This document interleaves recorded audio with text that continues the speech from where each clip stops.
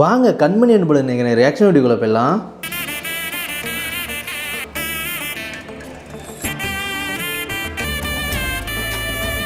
அந்த பாட்டிங்கெல்லாம் சேர்ந்து ஒரு வழியாக பார்த்தீங்கன்னா நீ கண்மணிக்கு இது மாதிரி செயினை போட்டு விடணியா அப்படின்னு சொல்லி போட்டு விட்றாங்க. செயினை போடுமா போடுமா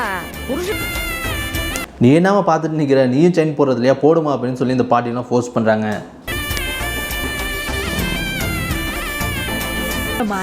இதெல்லாம் பார்த்துட்டு நம்ம வெண்ணிலாக்கு வயிறு எரியுது. என்னடா இது ஏதோ மேரேஜ் மாதிரியே பண்ணி வைக்கிறாங்களான்ட்டு. இந்த கிழவிங்க அவ கழுத்துல உங்க தம்பியை தாலி கட்ட வச்சிருவாங்க போல இருக்கு.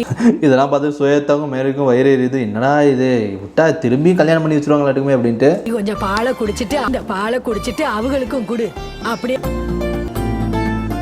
அதுக்கப்புறம் அன்பும் கண்மணியும் சேர்ந்து பார்த்தீங்கன்னா இந்த பாலை குடிச்சிட்டு மாற்றி மாற்றி பார்த்தீங்கன்னா குடிக்கிறாங்க.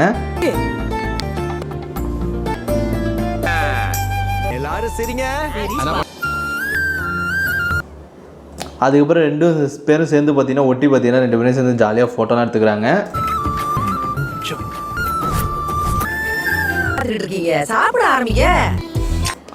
அப்போ அந்த பாட்டி பார்த்தீங்கன்னா வந்ததுலேருந்து படாத பாடு படுத்திட்டு இருக்கு. ரெண்டு பேர்த்தையும் விருந்து வைக்கிறேன் அது வைக்கிறேன்ட்டு.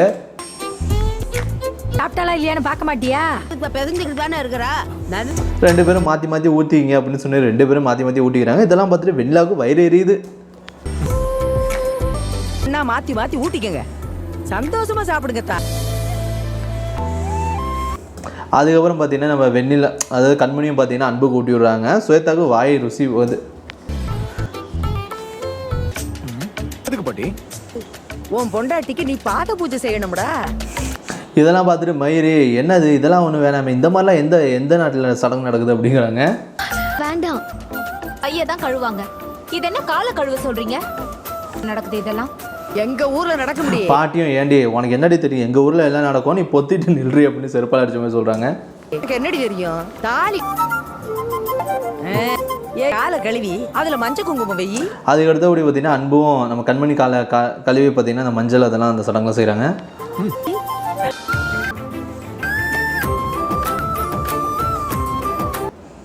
ஆனால் பார்த்தீங்கன்னா வெண்ணிலாவுக்கு எப்படா அதெல்லாம் தடுக்கிறது, நம்ம என்ன சொல்லினா நிறுத்துறது அப்படின்னு தெரியாமல் பார்த்தீங்கன்னா முழிச்சிட்டு நிற்கிறாங்க.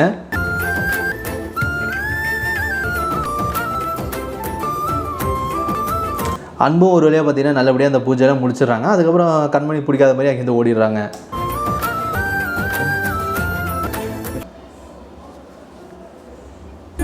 கஷ்டம், அதை விட பெரிய கஷ்டம் இந்த ஈரப்போடவே.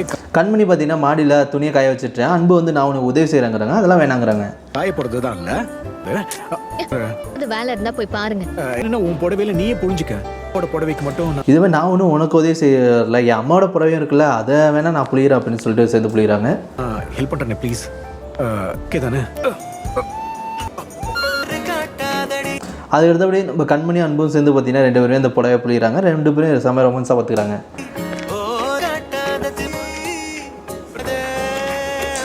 நம்ம அன்பு வேணுக்குனே பார்த்தீங்கன்னா கண்மணியோட கையை டச்லாம் பண்ணுறாங்க. அதெல்லாம் பார்த்துட்டு கோவப்படுறாங்க, ஏன்டா அப்படி பண்ணுறேன்ட்டு.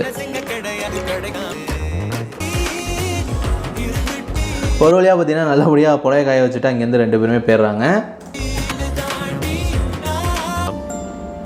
வாங்க டாக்டர் வாங்க. டாக்டர் பார்த்தீங்கன்னா அன்போட உடம்பை செக் பண்ண வந்திருக்காங்க. இதெல்லாம் ஏன் பாட்டி அப்படிங்கிறாங்க.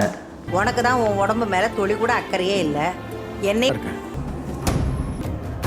டாக்டரும் பார்த்தீங்கன்னா அன்பு செக் பண்ணிட்டு ஓவராக ப்ரெஷர் சுகர்லாம் ஏறி போயிருக்கு அப்படிங்கிறாங்க. உடம்பு இப்படி வச்சிருக்கீங்க, சுகர் லெவல்லாம் கூடி இருக்கு, மாத்திரைலாம் ஒழுங்கா சாப்பிட்றீங்க. கண்மணியை பார்த்து ஏமா நீ உன் புருஷனை ஒழுங்கு கவனிச்சுக்கிறதா இல்லையா அப்படிங்கிறாங்க. என்ன மாதிரி பார்க்குறாங்க. எப்படி இவ்வளோ கேர்லெஸ்ஸாக இருக்கீங்க? அம்மா இவரை நீங்கள் சரியாக கவனிச்சுக்கிறது இல்லையா? உடனே பார்த்தீங்கன்னா கண்மணி என்ன மாதிரி பார்க்குறாங்க. என்னடா நம்மள்ட்ட வந்து இந்த மாதிரிலாம் கேட்குறாரு அப்படின்ட்டு. சுகர் லெவல் அவனுக்கு எவ்வளோ இருக்குது டாக்டர்? என்ன மேடம் சொன்னால் நீங்கள் பேனிக் ஆகிடுவீங்க. உன் உடம்பு மேலே ரொம்ப சுகர் வந்துருச்சு மேடம், இது மாதிரி நான் போயிட்டு நான் டெஸ்ட் எடுத்துகிட்டு நான் என்ன செக்அப் பண்ணணும்னு சொல்கிறாங்கிறாங்க. கொஞ்சமாவது பயம் இருக்க வேண்டாம். மாத்திரை மட்டுமா போடுற, கூடவே சரக்கையில் சேர்த்து போடுற? இல்லை பாட்டி நான் இப்போ சரக்கு அடிக்கிறது கம்மி பண்ணிட்டாப்லாங்கிறாங்க. நீ அந்த கேசன் வீட்டில் உட்காந்து சரக்கு தானே அடிச்சிருந்தா அப்படிங்கிறாங்க. உட்காந்துக்கிட்டு அவ்வளோ குடிச்ச வீட்டு இவ்வளோ சுகரை ஏற்றி வச்சுக்கிட்டு இருக்கேன். அந்த டாக்டர் இனிமேல் நினச்சும் ஒழுங்காக இருந்துடா, உனக்காக யாரும் வர மாட்டாங்க, நீ தான் உன் உடம்பு பார்த்துக்கலாம் அப்படிலாம் சொல்கிறான் பாட்டியும். அந்த டாக்டர் சொன்னதை நீ கேட்டல, சரியா? இதான் பார்த்துக்கணும். இதோட இந்த எபிசோட் முடியுது. இந்த எபிசோட் பற்றி என்ன நினைக்கிறேன் கமெண்ட் பண்ணுங்கள், லைக் பண்ணுங்கள்.